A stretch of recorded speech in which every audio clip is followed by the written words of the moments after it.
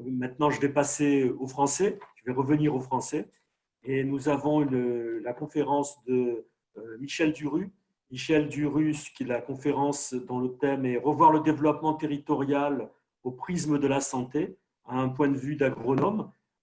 Beaucoup d'entre vous connaissent bien sûr Michel, et il est ingénieur agronome, il est directeur de recherche à INRAE, et il a en particulier créé l'unité Agir, dont il a été directeur. Ses premières recherches ont porté sur les systèmes d'élevage avec la prairie, puis il a élargi son point d'analyse sur la prise en compte des impacts environnementaux de l'élevage, et en particulier sur les relations de l'alimentation des animaux, la composition du lait, de la viande, etc., des acides gras en particulier. Puis il a encore élargi, et plus récemment, il a entrepris l'analyse des relations entre les façons de cultiver les plantes et d'élever les animaux au niveau local, au niveau global. Et évidemment, il travaille sur la transition agroécologique, mais je le laisse expliquer ça beaucoup mieux que moi. Michel, à toi. Bien, merci André. Je suis agronome et il y a 10 ans, rien ne me prédestinait à parler de développement territorial, d'alimentation et de santé. Mais un certain nombre de prises de conscience, notamment relativement au climat, et d'opportunités à l'INRA. Notamment, j'ai eu à m'occuper de ce qu'on appelle du domaine de l'innovation, transition agroécologique des systèmes alimentaires. Donc, ça va au-delà de ce que font classiquement les agronomes qui s'intéressent uniquement à l'agriculture, m'ont ouvert de nouvelles portes. Je vais d'abord dresser un tableau assez général pour montrer la complexité du sujet et que c'est important de sortir de son domaine de compétences par la bibliographie, bien sûr, mais au sein de projets de recherche interdisciplinaires. Le grand enseignement que je retire de mes lectures et de quelques-uns de mes travaux, c'est quand on parle de transition, donc c'est pas que l'agriculture, c'est l'alimentation, mais que le plus souvent, améliorer les systèmes comme j'ai fait au cours de ma carrière n'est plus suffisant. Et ça, je vais le développer assez longuement, d'abord pour l'alimentation et ensuite pour l'agriculture. Et je montrerai en quoi ces changements de perspective amènent à revoir ou élargir les thématiques de recherche que nous devons conduire en technique, par exemple dans PSDR. Alors, le système alimentaire, ça va depuis l'agrofourniture jusqu'à la restauration, la consommation. Je vais l'analyser non pas en termes économiques, mais en termes de santé. Pourquoi? Parce que vous allez voir que les domaines de santé dont je parle, la santé humaine, la santé des animaux, des plantes qui nous sont familiers à l'INRAE, mais aussi la santé des sols et des écosystèmes et la santé de la planète sont liés, et personne ne peut contester le bien fondé de s'intéresser à la santé. Si on regarde depuis une cinquantaine d'années, au moins dans les pays dits occidentaux, il y a une amélioration de la sécurité alimentaire et sanitaire, mais un peu partout dans le monde. Mais il y a une multitude d'impacts locaux et globaux, et j'en mentionne une dizaine ici. Vous les connaissez tous. La déforestation, 10% des gaz à effet de serre, l'érosion des sols, le déclin, voire l'effondrement de la biodiversité, l'épuisement des ressources, le pétrole bien sûr, mais aussi le phosphore, le changement climatique, on n'est pas sûr de tenir le pari de 1,5 degré, les maladies chroniques, 2 milliards d'habitants dans le monde, 15% des habitants en France, l'antibiorésistante, 25 000 morts en Europe par an, et les zoonoses maintenant comme le Covid auxquelles nous sommes confrontés. Ce qui est important, ce n'est pas ça, c'est que ces différents impacts sont liés. Par exemple, la déforestation contribue au changement climatique à hauteur de 10%. On sait que le changement climatique accentue le déclin de la biodiversité, et la biodiversité, en mettant en rôle la perte de biodiversité, au moins dans les zones tropicales, en mettant en relation les milieux naturels, les animaux sauvages et les hommes, accroît le risque de zoonose, et le Covid en est un cas d'école. Une multitude d'acteurs ici sont des drivers de ces impacts, et ils sont aussi tous reliés entre eux. Jean-Lucas a parlé de ceux du bas qui sont en couleur sable, l'urbanisation, la croissance de la population, l'occidentalisation des modes de consommation. Mais dans le domaine de l'agronomie, on a l'augmentation très importante des intrants de synthèse, notamment l'azote de synthèse et les pesticides, la spécialisation des systèmes agricoles alimentaires à tous les niveaux, au niveau mondial, soja d'un côté, céréales de l'autre, au niveau français, zone de grande culture, zone d'élevage, et puis au sein des exploitations agricoles. Et donc cette globalisation des systèmes alimentaires et agricoles participe finalement à l'ensemble des maux que j'ai décrits. Donc il n'y a pas une cause, un impact, mais tout est relié. Et donc je vais l'aborder au travers des questions de santé, et sachant que c'est très difficile à analyser, puisque les dynamiques aussi, en plus de ce que j'ai dit, sont très rapides. Il y a des évolutions à bas bruit, qui sont parfois lentes, comme les maladies chroniques ou la dégradation du sol, et d'autres qui sont extrêmement rapides. On voit la propagation, par exemple, du Covid.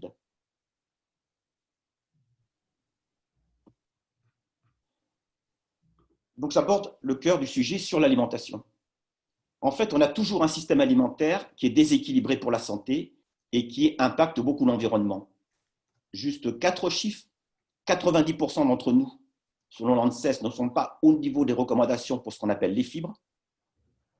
Plus de 80% dépassent le quota d'acides gras saturés et n'ont pas assez d'oméga 3 en acides gras longue chaîne.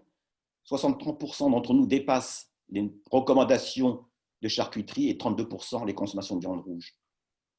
Sur le bas de la diapositive, vous avez la contribution, l'impact d'un régime alimentaire standard français sur les gaz à effet de serre. 1600 kg d'équivalent de CO2, 4,4 par jour, avec une forte hétérogénéité.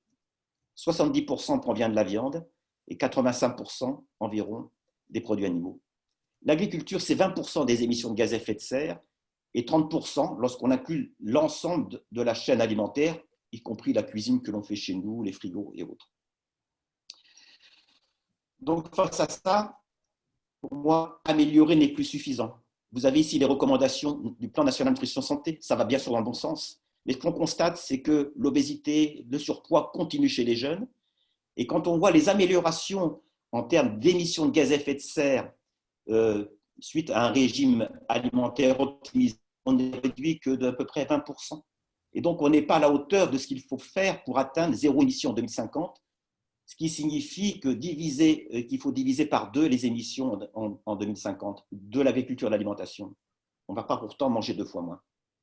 Et donc, il y a un certain nombre de travaux qui émergent à l'international qui montrent que par le changement de système alimentaire, on peut réduire de moitié les émissions de gaz à effet de serre dans l'agriculture et l'alimentation et aussi être en meilleure santé, ce que je vais détailler.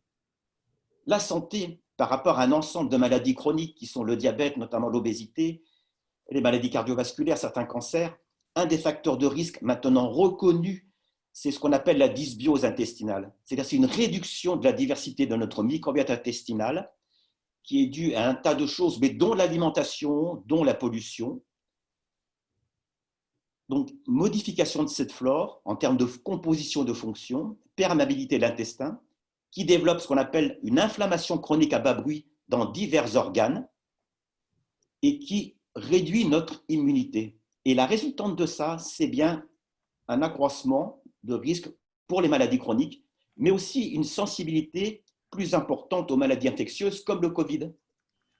On a bien les gestes antibarrières, mais on pourra avoir des menus antibarrières. Quand on regarde le lien à l'agriculture, qu'est-ce qu'on sait actuellement? J'ai synthétisé ici les faits saillants. C'est qu'on a des facteurs qui sont favorables et donc qui réduisent les risques d'inflammation. Ce sont les fibres, on a vu qu'on en manquait. Ce sont les oméga 3 dont on a vu qu'on en manquait. Et l'agriculture et l'élevage peuvent contribuer ou ne pas contribuer à fournir ces composants essentiels. Et puis la transformation des aliments, bien sûr, on ne mange pas des grains de blé, on mange des farines qui sont plus ou moins raffinées, y contribue aussi. Et pour les facteurs défavorables, eh bien, on a les contaminants et les pesticides qui sont des facteurs de risque lorsque nous y sommes exposés à bas bruit. Et là, bien sûr, l'agriculture a aussi un rôle très important.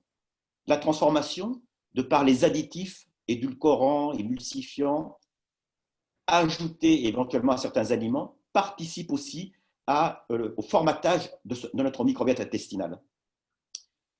Alors, ce qui se passe, c'est que depuis une cinquantaine d'années, eh bien, c'est que les facteurs favorables à notre alimentation, ce qui est en vert, décroissent et les facteurs défavorables augmentent, si bien que ça augmente ces risques de maladie. Mais la bonne nouvelle, c'est qu'avec les connaissances auxquelles l'INRAE participe, c'est qu'on peut en quelque sorte, c'est une image, piloter notre microbiote intestinal par l'alimentation et ainsi influer sur le risque de maladie chronique, c'est-à-dire le réduire. En ce qui concerne l'environnement, vous avez ici différents régimes alimentaires, l'actuel, le plan national nutrition santé, un régime de type méditerranéen et un régime poussé un petit peu plus loin en termes de réduction de protéines animales. Actuellement, on consomme en moyenne en France et dans les pays occidentaux 20 à 30% de protéines en plus de ce qui est recommandé. Et donc, on est à peu près à 1600 kg de CO2 par an en équivalence. On peut l'améliorer, ce régime, pour l'environnement en réduisant un petit peu, notamment la viande et différentes choses. Et on peut aller beaucoup plus loin en équilibrant les protéines végétales et les protéines animales, alors qu'actuellement on en a 60%, 65%, et on peut descendre alors à 34% des émissions de gaz à effet de serre. On peut les réduire de 34%, et on peut aller plus loin en se rapprochant des recommandations en termes de protéines en ayant 2/3 de protéines végétales. Bon, c'est simplement une image, mais ça montre qu'on peut aller beaucoup plus loin. Donc on a des marges de manœuvre au travers notamment de la part des protéines animales dans notre alimentation sur les émissions de gaz à effet de serre. C'est quelque chose de fondamental à comprendre, qui n'est plus contestable. C'est tout simplement lié au fait de ce qui est montré en bas, c'est que pour produire des 100 grammes de protéines, on émet 2 à 3 kilos de CO2 pour des légumineuses, pour 100 grammes de protéines, et que pour la viande rouge, c'est 15 à 30, pour les fromages, les poulets, le porc, c'est intermédiaire. Donc c'est quelque chose dont il faut tenir compte, ce qui ne veut pas dire pour autant qu'il faut devenir végétarien ou vegan. J'ai synthétisé ici la relation entre l'alimentation, la santé et l'environnement. Sur leurs données, vous avez la part de protéines animales, donc de 0% chez les véganes à 2/3 dans le régime actuel. Et puis vous avez en abscisse le type de régime alimentaire en termes d'antioxydants, de produits ultra transformés. Actuellement, on a 40% des aliments, des calories qui proviennent d'aliments ultra transformés. Si on les descend à 15, on arrive là. Donc, quand on se déplace sur cette diagonale, eh bien, on réduit les impacts environnementaux de manière conséquente en termes des émissions de gaz à effet de serre et on améliore la santé. Mais la bonne nouvelle, c'est que peu importe l'endroit où on aille, quand on se déplace sur cette diagonale, on constate que les régimes alimentaires qui sont meilleurs pour la santé sont aussi les meilleurs pour la planète, notamment en termes de gaz à effet de serre. Si je résume, alimentation saine à gauche, alimentation durable à droite. Faire mieux, c'est viser des équilibres en calories, en nutriments, c'est ajuster la composition de l'assiette, augmenter ceci, réduire cela. C'est aussi le maintien d'une consommation de protéines élevée, mais en remplaçant une partie des protéines animales par les protéines végétales. Et ça, c'est quelque chose qui n'est plus suffisant si on veut aller plus loin sur la santé et si on veut avoir moins d'impact sur l'environnement. Et donc, pour ça, il faut changer de paradigme ou changer de narratif, comme disait Jean-Luc. Il faut nourrir son microbiote, il faut considérer les nutriments et les contaminants ensemble. Ça ne sert à rien de parler du glyphosate de manière isolée, ça ne sert à rien de parler des oméga 3, il faut avoir cette vision holistique. Il faut aussi considérer le degré de transformation des aliments et différencier les produits animaux, comme je le montrais tout à l'heure. Donc, c'est la santé par une alimentation préventive. Pour une alimentation durable, il faut vraiment réduire en moyenne, bien sûr, la consommation de protéines animales. Il faut consommer plus de produits animaux à externalités positives, j'y reviendrai, et de légumineuses. Donc, on a affaire à une alimentation santé, une alimentation qui est bonne pour la santé et pour la planète. Deuxième grande partie, l'agriculture. Pour qu'elle soit nourricière et durable, ce qu'on constate actuellement, c'est qu'on a un système alimentaire toujours simplifié et spécialisé qui ne parvient pas à réduire les intrants. Ici, vous avez schématisé la carte d'utilisation des sols pour les cultures annuelles, grandes cultures annuelles hors prairie. 4 cultures, le blé, le maïs, le tournesol, le colza occupent 90% du territoire. Les cultures hautes, comme les légumineuses, pois, févrole, lupin, soja, n'occupent que quelques pourcents. Parallèlement, ce qu'on constate, c'est que malgré les plans éco-phyto, l'utilisation des pesticides continue à grimper. Donc à partir de là, il y a deux visions du monde. Il y a une vision, on va dire, on va y arriver, on va améliorer les systèmes par l'agriculture et l'élevage de précision et par toutes les technologies et biotechnologies. Et il y a une vision alternative, je mets ici deux scénarios, où finalement, on ne parle plus que d'agriculture, on parle d'agriculture et d'alimentation. Et c'est les scénarios où on montre, les auteurs montrent qu'on peut à la fois avoir de ces scénarios des avantages pour la santé et pour l'environnement. Le fondement de cette deuxième vision de l'agriculture, c'est dire l'agriculture, pour l'agriculture, on peut remplacer une partie des intrants de synthèse, ou en totalité, tout dépend, exogènes à l'exploitation agricole, par de la biodiversité. Diversifier les cultures dans le temps et dans l'espace, les associer, permet de fournir un certain nombre de services qui sont listés sur la droite: pollinisation, stockage du carbone, fourniture en nutriments, structuration du sol. Parce que dès qu'on diversifie les couverts végétaux, on renforce le rôle des auxiliaires de culture, on renforce aussi le rôle des micro-organismes et la faune du sol. Très schématiquement, vous avez sur ce schéma, sur le petit schéma de gauche, l'agriculture simplifiée, pas forcément la monoculture. Et vous voyez, il y a beaucoup d'intrants qui rentrent, beaucoup de polluants qui vont vers le sol ou vers l'atmosphère. Par les technologies, on peut bien sûr réduire ces intrants, on peut réduire ces impacts. Et à partir de là, donc ça va être par la biodiversité, et on peut avoir des systèmes donc biodiversifiés, basés sur les rotations, les légumineuses, les cultures associées, le travail du sol réduit. Et on a deux visions encore. L'une, en agriculture biologique, on a une biodiversité élevée, donc on réduit ce qui rentre et ce qui sort, mais on vise des rendements moindres, on ne peut pas aller au niveau de l'agriculture conventionnelle. Et des formes d'agriculture qui n'excluent pas les intrants de synthèse, mais qui vont plus loin dans la vie biologique du sol, ce qui permet de produire un certain nombre de services écosystémiques. Et puis quelque chose dont on parle beaucoup dans la littérature scientifique, mais pas dans le monde agricole, c'est la biodiversité à l'échelle du paysage et l'intégration culture-élevage. Et ça permet de fournir à la fois des services à l'agriculture et à la société. Je rentre un petit peu dans le détail. Vous avez ici en ordonnée les rendements des cultures, je suis en grande culture, et la nature des intrants en abscisse. En se déplaçant de la gauche vers la droite, on retrouve les deux formes d'agriculture que je viens de préciser.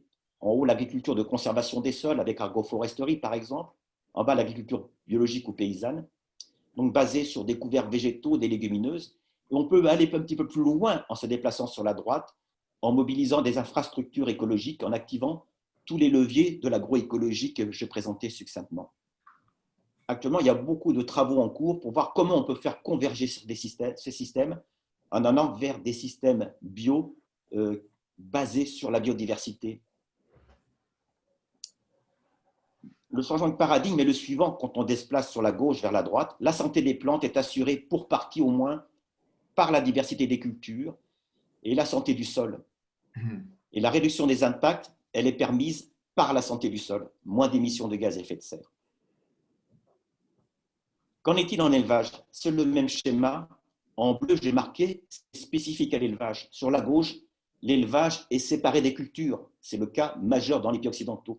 Au milieu de la figure, on intègre fortement les cultures et l'élevage à l'échelle de la ferme ou du territoire. Et sur la partie droite, on a affaire à des élevages multifonctionnels qui parfois peuvent être des coproduits des cultures, le pâturage de cultures intermédiaires, le pâturage des rangs entre les vignes, les rangs de vignes par exemple. Donc, il y a une diversification de l'alimentation. C'est un atout, diversifier l'alimentation des animaux, c'est un atout pour la santé des animaux, la planète et pour la valeur santé des produits. Je m'explique ici, le fait de diversifier l'alimentation des animaux permet d'enrichir la composition des produits en micronutriments, oméga 3 longue chaîne et autres. Je passe cette diapositive pour gagner du temps. Donc, si je résume l'agriculture, il y a une vision, un paradigme, un narratif qui veut dire on va réduire les impacts par les technologies, on nourrit, on protège les plantes essentiellement par la chimie et les biotechnologies, on améliore l'élevage, on ne redimensionne pas l'élevage. Et ce que je lis, la synthèse brève que j'ai faite, montre que si on veut aller plus loin dans la réduction des impacts ou dans la valeur santé des produits, en particulier des produits animaux, il faut, entre guillemets, nourrir le sol, diversifier les cultures, reconfigurer les paysages, redimensionner et réorienter l'élevage. Parce que promouvoir des systèmes agroécologiques, ça nécessite de développer des synergies entre les activités agricoles, les cultures et l'élevage, la forêt dont je ne parle pas. Donc il faut redévelopper des synergies, donc des proximités géographiques le plus souvent entre ces écosystèmes. Si je synthétise ce que j'ai dit dans ces deux parties avant de terminer, je ne vais pas relire tout ce que j'ai dit. D'un côté, on peut aller plus loin pour une agriculture durable et nourricière, c'est ce qui est écrit en bleu. Et il faut réduire un certain nombre de choses qui sont dans les encarts rouges. Et j'ai fait la même chose pour une agriculture saine et durable. Ce n'est qu'un résumé de ce que j'ai dit. On constate qu'il y a des convergences. Par exemple, introduire des couverts végétaux d'interculture, ça permet de diversifier les systèmes de culture. Introduire des légumineuses, c'est quelque chose qui est nécessaire. On en consomme 1,7 kg par an et en partie on les importe, alors que pour notre microbiote, pour une alimentation saine, il en faut consommer 5 fois plus. Donc le potentiel est considérable. C'était juste une illustration ponctuelle. Si je synthétise tout ce que je viens de dire, ça va conduire à réorganiser les filières en amont et en aval de l'agriculture à une échelle territoriale ad hoc. Donc si on veut impulser les changements que je dessine en agriculture et en alimentation, il faut réorganiser les filières donc en amont et en aval. Pour cela, donc ma dernière partie, il faut mobiliser plusieurs types d'acteurs. L'État, les institutions, les consommateurs, les acteurs économiques, mais aussi les associations, les ONG et les fondations. Et plusieurs papiers montrent qu'il faut les faire travailler ensemble dans les territoires. Alors, les politiques publiques nationales et internationales, par exemple les accords de libre-échange, doivent être plus préventives et systémiques. Il ne faut pas traiter les mots un par un, mais dans leur ensemble, les causes étant en partie les mêmes, comme je l'ai indiqué dans mon introduction. Et actuellement, on a des politiques pour les nitrates, pour les pesticides, pour l'alimentation, pour la santé. C'est infernal. Au mieux, elles sont indépendantes ou elles sont convergentes, mais parfois elles sont contradictoires. Il faut aussi refonder l'action publique en appelant à réécrire un narratif ou un récit. Il doit y avoir les relations entre la santé dans les domaines du vivant, les hommes, les animaux, et la santé dans les habitats, les écosystèmes, les sols. Ça suppose aussi de considérer la nourriture comme un bien commun et non pas une marchandise comme une autre, la viande, un minerai. Et ça suppose de promouvoir un système alimentaire territorialisé. Il y a de nombreuses expériences sur le terrain qui viennent soit du monde de l'agriculture, soit du monde de l'alimentation.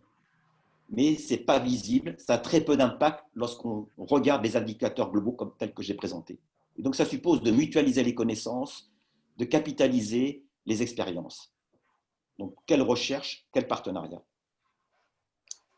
Un premier point, donc, en particulier pour les agronomes, mais vous allez voir, pas les agronomes seuls, il y a quelque chose qui me semble monter en puissance, c'est la nécessité de construire et d'évaluer des scénarios de systèmes alimentaires qui prennent en compte la diversité des enjeux, et pas que l'agriculture, et les décliner à l'échelle de région. J'ai beaucoup parlé d'agriculture et d'alimentation, et vous avez vu que quand on parle d'agriculture, il y a souvent un parent pauvre qu'on oublie, c'est la matière organique du sol. Donc, la biomasse, on voit qu'on a des arbitrages à faire, soit pour l'alimentation, le blé, les céréales, les légumineuses, soit pour l'alimentation animale. Le fait de passer par l'animal, on perd, il faut plus de surface, il faut plus d'énergie. Il faut aussi en apporter de la biomasse au sol pour pérenniser le système.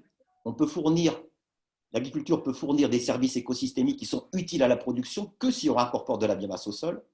Et puis aussi se pose la question de la valorisation énergétique, de la production d'énergie et de la production de fibres, enfin de matériaux. Et donc, si on raisonne en domaine, on va arriver à des solutions comme par exemple le colza pour les biocarburants. On remonte maintenant que ce n'est pas du tout efficient énergétiquement, alors qu'on peut avoir des situations de synergie, par exemple, même si c'est critiquable dans certains cas, comme la méthanisation à partir de couverts intermédiaires, à partir de déjections animales, voire de prairies. Donc on peut décloisonner les politiques pour trouver de meilleurs compromis. Deuxième chose auquel les agronomes peuvent participer avec les sciences humaines et sociales, c'est d'identifier les verrous sociotechniques pour fédérer les acteurs de l'agriculture et de l'alimentation à l'échelle des territoires. Et là, ils peuvent contribuer à caractériser des risques, des incertitudes, des coordinations nécessaires, des équilibres à trouver pour faire ces transitions. Les agronomes, là, sont au cœur de leurs compétences pour créer des outils en vue de mutualiser des compétences, capitaliser les acquis des expériences. Et les technologies peuvent aider. Il n'y a pas que le satellite. Toutes les technologies de communication peuvent contribuer à échanger des connaissances, notamment pour évaluer de manière multicritère, comme indiqué sur cette marguerite, les systèmes agricoles. Il y a des enjeux, je reste plus dans le détail, à concevoir des itinéraires techniques pour faire avec les trade-offs. Par exemple, travail du sol et herbicides. Si on ne fait pas de travail du sol, en gros, on améliore la vie biologique du sol et tout ce qui s'ensuit. Mais par contre, on utilise des herbicides. Si on fait de l'agriculture biologique, on n'utilise pas de pesticides de synthèse. Par contre, on est amené à travailler le sol, ce qui n'est pas forcément le meilleur pour la biodiversité. Et donc là, il y a des marges de progrès considérables pour rendre conciliable ceci en trouvant, mettant au point des pratiques situées. J'entends que les principes d'agroécologie doivent être déclinés localement. Et là, il y a un travail d'agronomie important à faire. On peut aussi identifier, caractériser les déviants positifs. Qui c'est? C'est ces agriculteurs qui finalement sortent des clous en quelque sorte, ont des systèmes performants dans différents domaines. Donc ça relève de la traque aux innovations, donc sortir des domaines expérimentaux, ne pas faire une recherche qui soit basée que sur des modèles, mais aller voir sur le terrain pour repérer ces situations et être à même de les caractériser. Les agronomes aussi peuvent contribuer à renforcer l'autonomie alimentaire des territoires au travers de l'accompagnement des plans alimentaires territoriaux. Et ça, pour l'instant, les agronomes s'y sont peu intéressés. Et puis, pour finir, ce qu'il faut, c'est penser, je pense, les questions de recherche en termes de santé globale. Donc, de voir quelle est la relation entre la santé des habitats, dont on sait qu'elle se dégrade et on ne sait pas si elle est réversible, et puis la santé des organismes et des individus, c'est-à-dire les plantes, les animaux, nous, dont on sait qu'elle est plutôt bonne dans les pays occidentaux, mais un prix dont on sait ce dont il coûte, notamment actuellement. Et donc, c'est nécessaire pour appuyer une problématisation transdisciplinaire. Donc, j'ai remis tout ce que j'avais écrit, et pour moi, il y a urgence à travailler ensemble au travers de choses qui sont le climat, on va dans le mur, la biodiversité. Je rappelle que le Covid, quand même, en gros, c'est une question de biodiversité. À l'autre bout du monde, du fait qu'on empire sur les territoires naturels, ça augmente les risques. Mais comme je le disais, notre vulnérabilité, les formes graves, c'est notre système immunitaire défaillant et c'est lié à la malbouffe. Donc, climat, biodiversité, santé et vitalité des territoires. Et donc, c'est important pour ça de penser ensemble l'agriculture, l'alimentation, les filières et les territoires. Et les agronomes peuvent y contribuer. Il me semble que moi, en tout cas, on a trop souvent, on s'est limité à l'agriculture et aux filières sans prendre en compte les autres dimensions que je souligne. Merci pour votre attention.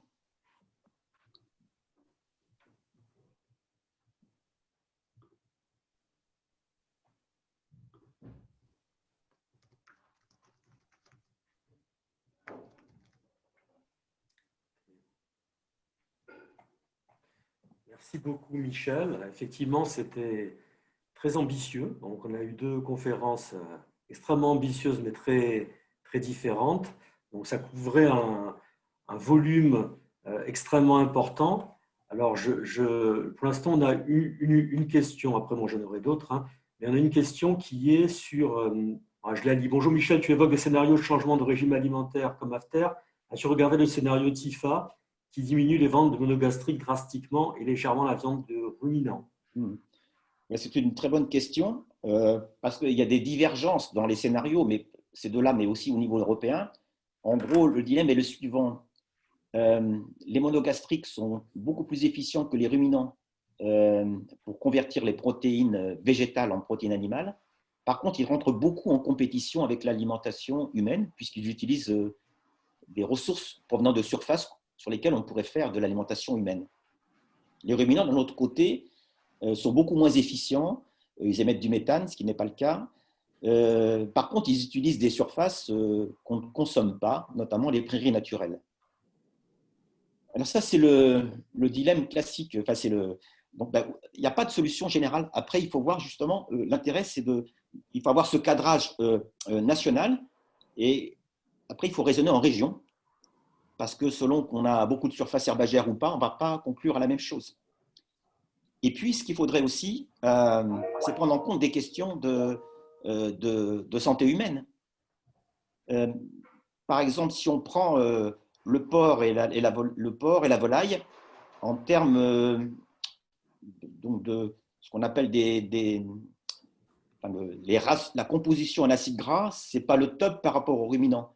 Par contre, si on change l'alimentation des monogastriques en les complémentant en lin, on a des systèmes qui sont même meilleurs que les systèmes, les monogastriques sont plus performants que les ruminants.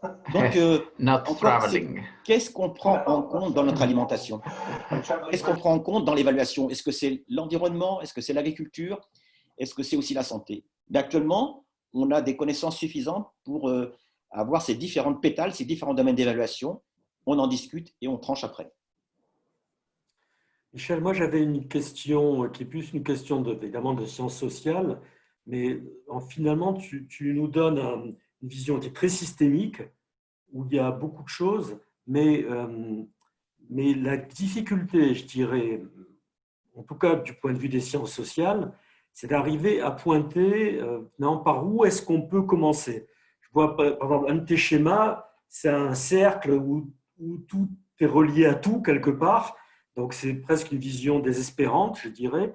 Et on se demande comment on peut rentrer dans ce système pour avoir, je dirais, l'intervention la plus efficiente ou alors le choc qui permette de déclencher quelque chose. Par où est-ce qu'il faut privilégier l'entrée, quelque part? Bon, déjà, ce n'est pas désespérant, sinon je ne serais pas là. Je suis plein d'espoir. Alors, à rentrer, je n'ai pas de réponse générique. Moi, compte tenu de mon passé de recherche, je rentre beaucoup par l'élevage et les prairies. Mais encore une fois, quand on met dans l'atelier, je ferai une présentation cet après-midi de la question des protéines. Dès qu'on aborde des protéines, il ne faut pas avoir des visions simplistes parce que encore une fois, André, j'ai du mal à répondre à ta question parce que j'ai des expériences, voilà, mais donner une solution. Ce qui me semble important quand même dans ce que j'ai dit, c'est la hiérarchie des choses. Voilà, ma question était un peu liée à ça. Par où alors, la hiérarchie des choses, quand même, pas attaquer par toi à la fois. Je suis très marqué. J'ai dit en introduction que j'avais été marqué par un certain nombre de choses, mais j'ai été marqué depuis un an là avant le Covid.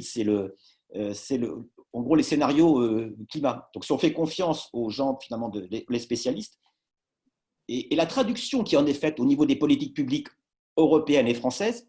Pour notre alimentation, en gros, le quota, l'agriculture et l'alimentation, il faut diviser par 2 les émissions de gaz à effet de serre. Donc ça, c'est un point d'entrée. Après, comment on peut faire? Eh bien, il ne s'agit pas d'opposer, parce qu'il y a le 4 pour 1000, on va stocker du carbone dans les sols, on va faire les technologies. Et en fait, quand on met les mains un petit peu dans le cambouis, on s'aperçoit que si on veut atteindre cet objectif, qui devienne pour moi une priorité, il faut faire à peu près tout, quoi. Et donc, il ne faut surtout pas monter une mesure en épingle, le stockage du carbone dans les sols. Bien sûr qu'il faut le faire, mais il ne faut pas sous-estimer le levier alimentation. Il ne faut pas exclure les technologies, mais les technologies ne sont pas suffisantes. Donc, peut-être une entrée, c'est quand même, puisque c'est quand même un consensus, au moins au niveau des affichages des politiques publiques, c'est peut-être de rentrer par le climat. D'accord, merci. Bon, ben, on va voir. Il y avait une question, hein. Cette approche ne demande-t-elle pas de repenser la durée des cycles de référence afin de passer de l'année pour les cultures, le fourrage, le bilan économique à plusieurs années? Oui. Alors là, je parle à la place de certains collègues économistes, justement, qui étudient un petit peu ces questions. Ils s'aperçoivent que le résultat, finalement, économique n'est pas le même si on le regarde par campagne ou si on le lisse sur plusieurs campagnes avec des rotations. Et ce qu'il ne faut pas oublier aussi, c'est qu'il faut raisonner en trajectoire et non pas en état. Tout ce dont j'ai parlé sur les agricultures technologiques, les agricultures de conservation ou bio, ce ne sont pas des systèmes figés. Et donc, on est sur des voies de progrès et les transitions prennent du temps. Et donc, déjà en système stabilisé, il faut sortir d'une évaluation comment dire, annuelle, mais il faut savoir que les systèmes qui sont dans des voies de progrès, ils ne sont pas stabilisés, ce qui complique de beaucoup l'évaluation. Et c'est une des raisons pour laquelle des projets comme PSDR ou ce qui va suivre sont intéressants, parce qu'on peut suivre, au moins pour les agronomes, en région ces trajectoires. Il ne s'agit pas de comparer A à B, mais comment le système A peut évoluer, jusqu'où il peut aller, et comment le système B peut aussi évaluer jusqu'où aller. Ok. Donc, je regarde si on a d'autres questions. Ah oui, ne serait-il pas judicieux d'introduire davantage tous vos questionnements, hyper pertinents donc, dans les formations des lycées agricoles, dans les cursus pédagogiques, des écoles d'agronomie, dans la formation des futurs techniciens des chambres d'agriculture? Ça, c'est une question qui nous intéresse en plus au premier champ dans PSDR, puisqu'on a mis vraiment l'accent cette fois-ci sur la liaison avec l'enseignement agricole, et on espère bien continuer dans les prochains projets, je dirais. Et donc, cette dimension de formation et d'enseignement n'était pas présent dans le génome de PSDR à l'origine, elle est devenue quelque chose d'absolument essentiel maintenant. Ben actuellement, il s'avère que ces mois-ci passés ou à venir, je suis invité quasiment dans toutes les écoles supérieures agronomiques pour faire ce type de conférence en 4 heures, en gros, pas en 20 minutes, 40 minutes. Et il s'avère aussi que je pousse le bouchon un peu plus loin. Je commence à aller dans les écoles primaires, mais je suis tout seul, hein, il y a beaucoup d'écoles primaires en France. Non, mais ça mériterait d'être introduit. Et puis après, avec quelqu'un, j'ai monté une formation qui s'appelle One Health, justement, où je fais des formations à destination de 2 jours, en gros, à destination de tous les acteurs économiques, depuis l'agriculture, ou son amont, jusqu'à l'alimentation santé. Donc, c'est pour ça que je ne suis pas pessimiste. Sinon, je me défonce. Je ne serais pas au Bon, bas alors, tous on a les une jours. question sur la Covid. Du coup, si tu es Oui. optimiste, c'est le moment ou jamais, je crois. Ouais. Est-ce que la Covid n'indique pas à la fois le besoin d'avoir une approche holistique et une entrée par les territoires pour organiser les réponses? Et l'entrée holistique, évidemment, moi, j'ai eu l'électrochoc en mars. Lorsque j'ai compris, finalement, par mes lectures, ce qui m'était pas familier, comme j'ai dit très brièvement, c'est que le risque de zoonose, donc qui peuvent donner lieu à une pandémie, notamment par les déplacements géographiques, il s'accroît depuis 50 ans. La fréquence des zoonoses s'accroît du fait de l'empiètement sur les milieux naturels. Le fait que dans les systèmes alimentaires occidentaux, on consomme de plus en plus d'huile de palme, alimentation ou biocarburants, et de soja. Là, ce n'est pas le Covid. Mais le fait qu'on empiète sur les milieux naturels par notre système alimentaire, je rappelle qu'on importait il n'y a pas longtemps 4 millions de tonnes de soja pour l'huile de palme, j'ai oublié. Ça accroît le risque de zoonose, peut-être modestement, mais ça y contribue. Et l'autre chose très importante, je le rappelle, et je peux aller un petit peu loin tout à l'heure, maintenant il est montré que notre système immunitaire, on meurt pas, les formes graves du Covid ne sont pas liées au virus. Ils sont liés à la phase post-virus par une inflammation généralisée non contrôlable. Et le risque de cette inflammation généralisée non contrôlable qui conduit aux formes très graves ou à la mort, c'est lié aux dysbioses intestinales. Et la dysbiose intestinale est liée à ce que je vous ai présenté, est un facteur de risque important. Donc on voit que notre système alimentaire, il favorise le risque de zoonose et il conduit, il nous rend plus vulnérables, chacun d'entre nous, aux zoonoses. C'est à tel point qu'actuellement, il y a une initiative au CHU de Rennes pour faire des menus barrières, en quelque sorte. Pour les formes bénignes pour l'instant de Covid, il y a un changement radical de système alimentaire pour voir si de suite déjà, ça ne peut pas réduire les formes graves. J'insiste, pour moi, c'est une prise de conscience au cours de ma carrière d'agronome considérable de ne plus considérer l'alimentation séparément de l'agriculture. Et les agronomes, mon but, c'est que quel que soit son milieu en termes de chercheurs, d'acteurs professionnels, si je suis dans l'agriculture, je dois me former, je dois savoir ce qui se passe au niveau de l'alimentation et de la santé. Et si je suis dans le domaine de la nutrition et de la santé, je dois connaître les marges de progrès possibles en agriculture. Il faut absolument reconnecter ces domaines. Actuellement, c'est compartimenté dans les politiques publiques, c'est compartimenté dans la recherche, c'est compartimenté dans les acteurs économiques. Donc, c'est pour ça que je fais cette formation de 2 jours, où on essaie de balayer l'ensemble du champ que j'ai exploré ici en 30 minutes. C'est fondamental, y compris pour le Covid, et surtout pour le Covid. Ok, bien. Ben, écoute, je crois qu'il n'y a plus d'autres questions pour l'instant. Donc, si tu veux rajouter quelque chose, Michel, ou On avait sinon, encore on avait du temps, j'ai peut-être été un petit peu trop vite à un moment donné. on a un peu de temps, donc tu Oui, oui, peux. non, mais je peux revenir sur ces questions, parce que Bien sûr.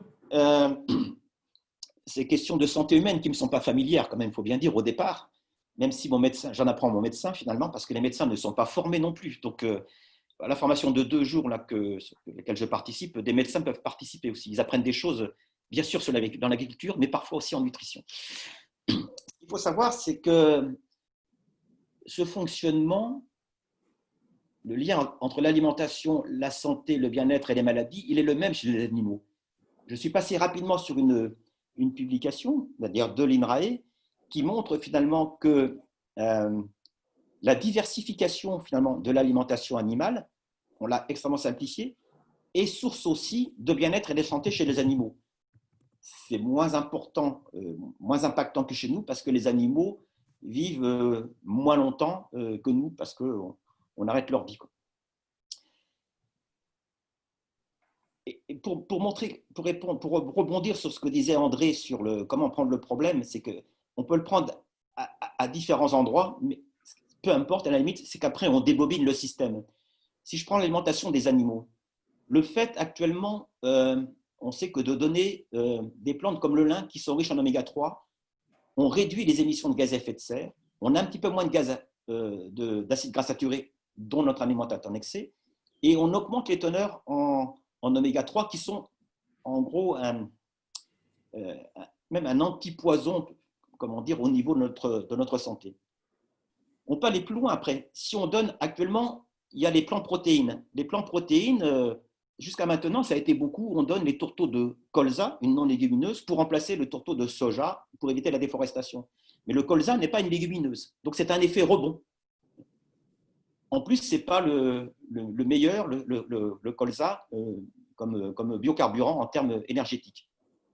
Donc, réintroduire des légumineuses dans les systèmes de culture français, dans les exploitations qui font de l'élevage ou dans d'autres exploitations, de la févrole, du lupin, ben, d'une part, on n'utilise pas le colza pour la complémentation en protéines, d'une part, on n'utilise pas le soja importé et issu de la déforestation, mais le fait d'implanter des légumineuses fait que ça va avoir des impacts positifs sur la consommation d'énergie, puisqu'il n'y a pas d'engrais de synthèse.